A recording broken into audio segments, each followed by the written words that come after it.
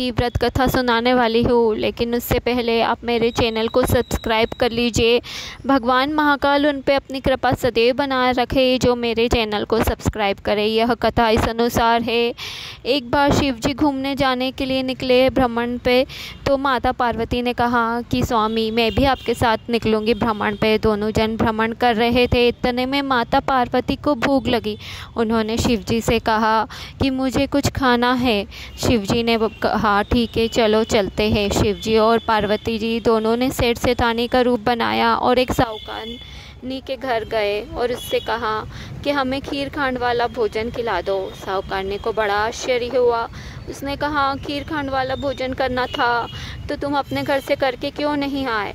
और उन्हें शिव जी और पार्वती जी को कुछ भी नहीं खिलाया। वो लोग आगे गए, एक बूढ़ी माई के यहाँ गए और बूढ़ी माई से कहा बूढ़ी माई हमें खीर खांड वाला भोजन करा दो। बूढ़ी माई ने कहा ठीक है मैं अभी आती हूँ।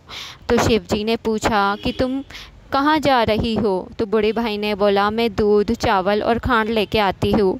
शिव जी ने बोला पीछे मुड़ के देखो ये सब तो पीछे ही रखा है।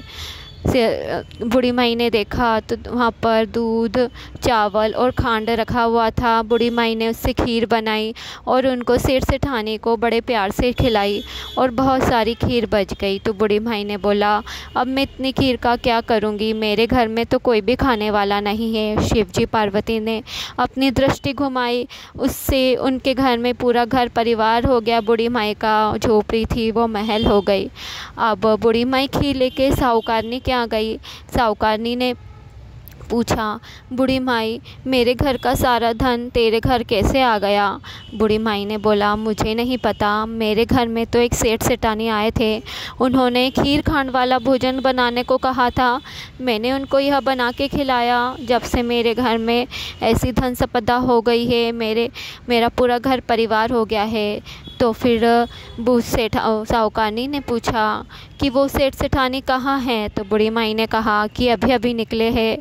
तो साहूकारनी गई, दौड़ते हुए गई, सेठ सेठानी के पास गई और उनके चरणों में गिर के माफ़ी मांगने लग गई कि मुझे माफ़ कर दो। तो शिव जी जो सेठ के रूप में थे उन्होंने कहा कि तुमने ना कहा था इसलिए तुम्हारे यहाँ नहीं हो गया, और बूढ़ी माई ने हाँ कहा था इसलिए उनके यहाँ हाँ हो गई।